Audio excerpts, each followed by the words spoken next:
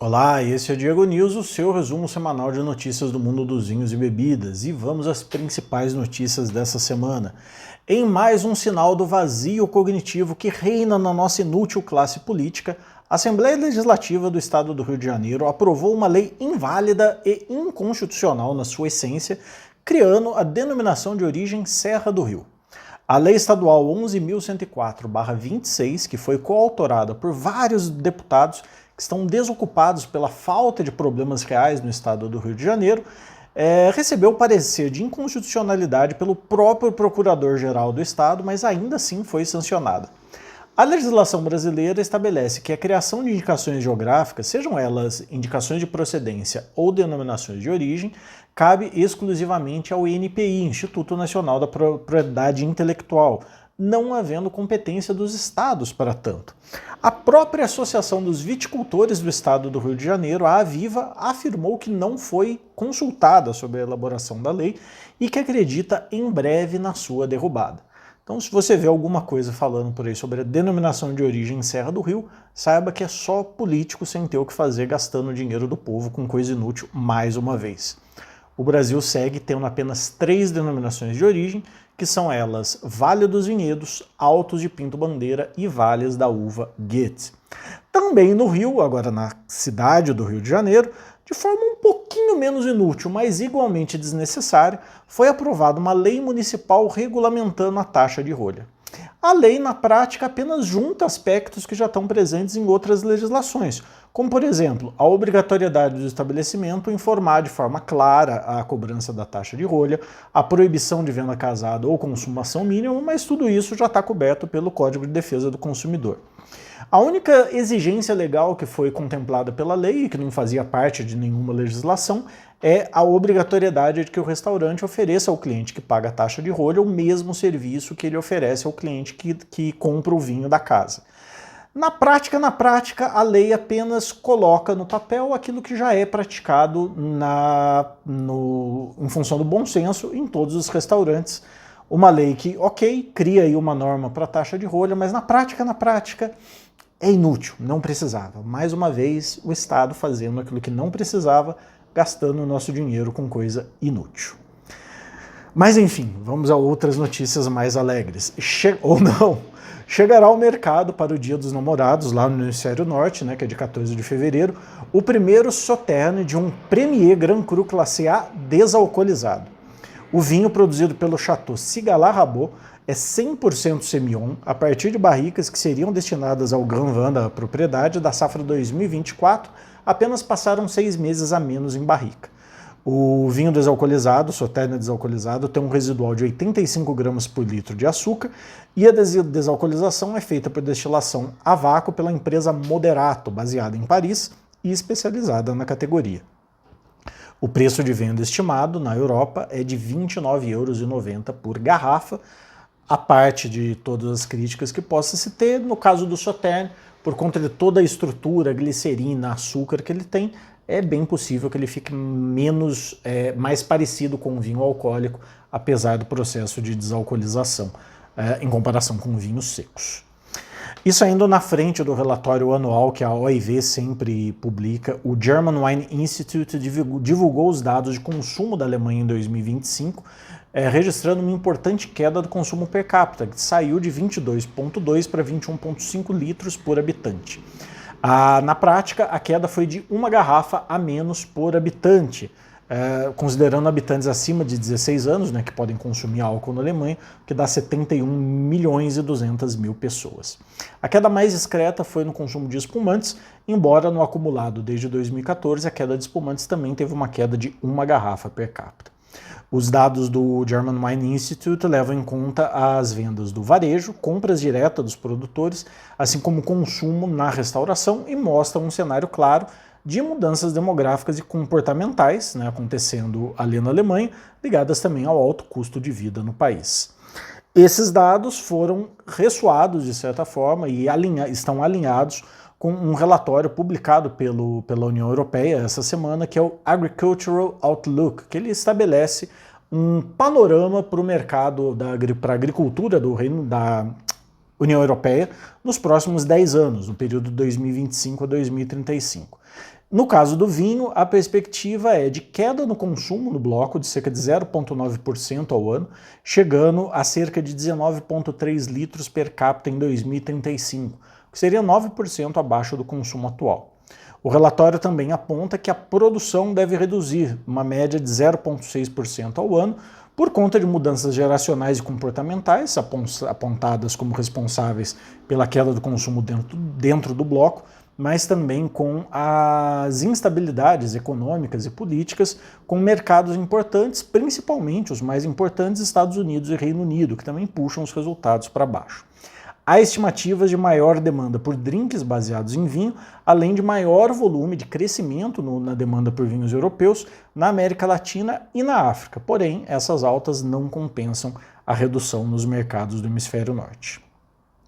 E a base de dados de vinhas velhas registradas no Old Vine Registry, iniciativa da Jancis Robinson e de outros profissionais do vinho, que foi iniciada em junho de 2023, mais do que dobrou em 2025, passando de 4.100 para 9.406 vinhedos velhos cadastrados.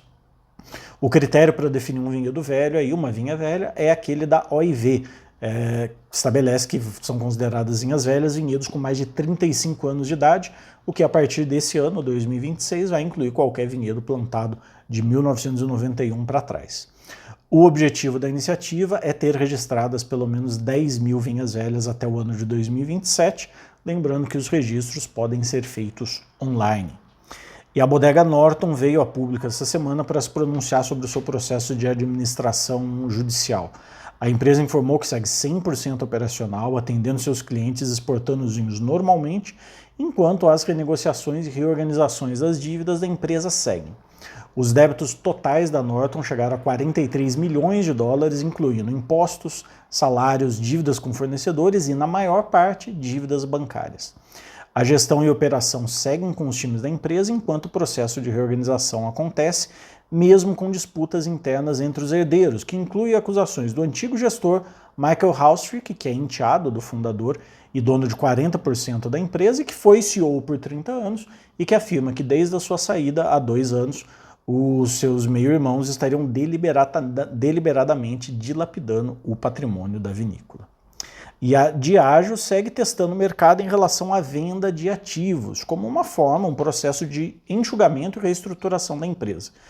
Depois de já ter anunciado planos de vender parte da East African Breweries para Asahi por 2 bilhões e 300 mil dólares e de considerar a venda de um time de cricket que eles têm na Índia, o atual campeão indiano, por mais de 2 milhões de pounds, a empresa agora testa o interesse do mercado para a venda da sua participação de 63% na Sichuan Swellfun, produtor de baijiu na China, com valor estimado, nessa fatia aí da empresa, de 1 bilhão e 250 mil libras. A Diageo foi afetada nos seus resultados pela queda de consumo no país, o que fez com que a Sichuan já tenha tido uma perda de 14% no seu valor de mercado no ano de 2025, e isso encaixaria aí na estratégia de venda de ativos da Diageo. Com essas 3 vendas, a Diageo poderia levantar algo como 6 bilhões de dólares, alavancando aí o seu caixa. Embora haja uma dose de especulações cercando tudo isso, essa estratégia estaria alinhada com o perfil do novo CEO da empresa, que acabou de assumir, o Dave Lewis. E as tarifas do governo americano voltaram a ser assunto esse ano. O governo Trump ameaçou no início da semana tarifas para qualquer país que tenha negócios com o Irã, e no sábado afirmou que serão aplicadas tarifas de 10%, subindo para 25% em junho, sobre todos os países empenhados em apoiar a Dinamarca na manutenção do seu território na Groenlândia. Nesse último caso estão incluídos Reino Unido, França e Alemanha, o que afetaria as vendas de vinhos e destilados desses países. As incertezas e os altos custos que estão envolvidos nisso geram disrupções na cadeia, vendas menores e, no fim das contas, geram dificuldades para os produtores locais na Europa, que já não andam com a vida muito fácil. E ainda nos Estados Unidos, a Bembev está apostando pesado no futebol americano e será o principal anunciante do Super Bowl, o grande jogo de futebol americano, que acontece no dia 8 de fevereiro. A Bembev comprou espaços comerciais para 3 das suas marcas de cerveja durante o jogo, a Budweiser, a Bud Light e a Michelob Ultra. Com essas 3 fatias, como eu disse, eles serão os principais anunciantes do evento. A Bembev vem investindo forte em esportes nos Estados Unidos e já havia recentemente fechado um acordo de patrocínio para o time norte-americano nas Olimpíadas de Inverno com a marca Michelob Ultra. Já lá na Austrália, a Treasury Wine Estates, dona de marcas como Penfolds e 19 Crimes, enfrenta desconfiança do mercado com uma queda expressiva das suas ações essa semana, em meio a temores com problemas na distribuição dos Estados Unidos, seu principal mercado. As ações da empresa tiveram uma queda expressiva essa semana, depois de surgirem informações que o seu distribuidor nos Estados Unidos poderia estar vendendo a sua operação, o que poderia gerar disrupções para a empresa que já vem tendo dificuldade para atingir os resultados prometidos. Isso levou a uma queda de mais de 5% nas ações, coroando aí um 2025 já bem negativo, em que as ações da empresa tiveram uma queda de 51%.